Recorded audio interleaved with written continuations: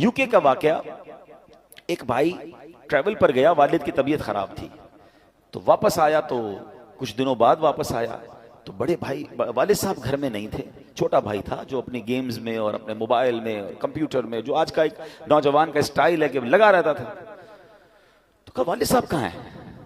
कहा वालिद साहब की तो डेथ हो गई थी। तो कहा मुझे इन्फॉर्म क्यों नहीं किया?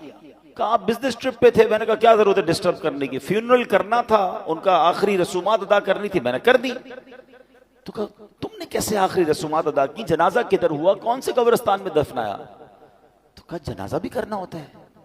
मैं तो गूगल पे गया, सर्च किया कि फ्यूनरल कैसे होता है, किसी का डेथ हो जाए तो how what we have to do.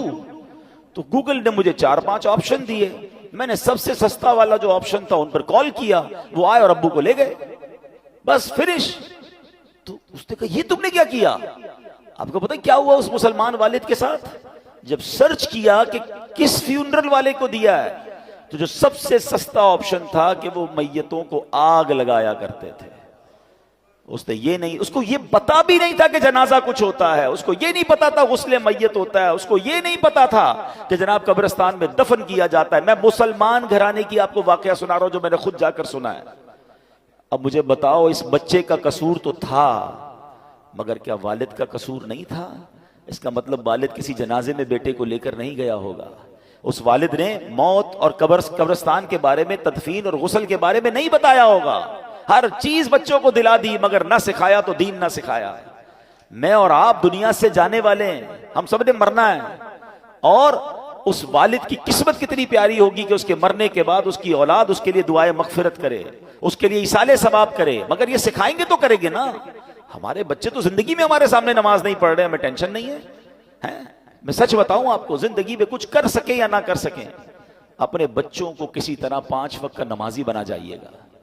पहले तो खुद बनना पड़ेगा ना उसके लिए। वालिद वो बच्चा देखता है अब्बू रमजान में नमाजें पढ़ते हैं, उसके बाद तो मेरे वालिद भी जुम्मे की पढ़ ले तो बड़ी बात है। तो बच्चे को भी आप एक्चुअली हम अपने बच्चों को प्रैक्टिकली प्रैक्टिस करा रहे हैं कि बेटा नमाज तो जुम्मे की पढ़नी होती है, बाकी जरूरी नहीं है। तो आप सोचिए, हम खुद तो दीन से दूर कर रहे हैं, हमने घर में कौन सा माहौल बनाया है। वरना यकीन करें, खुश नसीब है वो वालिद, अगर उसकी औलाद नमाजी बन जाए ना, तो आप कहें ना कहें कि बेटा मरने के बाद दुआ करना, वो दिन में 5 बार बावुजू होकर किबला रू बैठकर अत्तहियात के आलम में कई बार क्या कहेगा? रब्बना ग़फ़िरली वली वालिदैया वलिल मुमिनीन यौम यक़ूमुल हिसाब। हाय हाय, और क्या चाहिए उस वालिद को कब्र में कि फजर हो तो उसका बेटा, उसकी बेटी, उसके बच्चे दुआ कर रहे हैं, अल्लाह मेरे माँ बाप को बख्श दे, ज़ोहर में दुआ कर रहे हैं, असर में दुआ कर रहे हैं, मगर घर